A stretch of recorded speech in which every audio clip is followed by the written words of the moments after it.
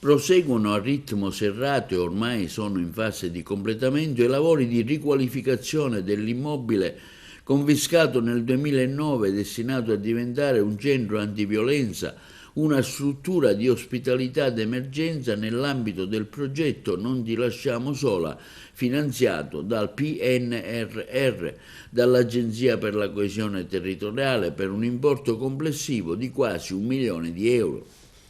A dare notizie è oggi l'assessore ai lavori pubblici del comune di Agrigento Gerlando Principato, che afferma come le immagini parlano chiaro. Ciò che era un edificio degradato, abbandonato e segnato da un passo di illegalità sta per rinascere come luogo di accoglienza, protezione e supporto. Il nuovo centro offrirà servizi fondamentali, psicologici, legali e assistenziali a donne vittime di violenza, spazi di ospitalità temporanea per situazioni di emergenza. Un intervento che non solo riqualifica 400 metri quadrati di superficie, ma restituisce dignità, sicurezza e futuro a una parte importante della nostra comunità.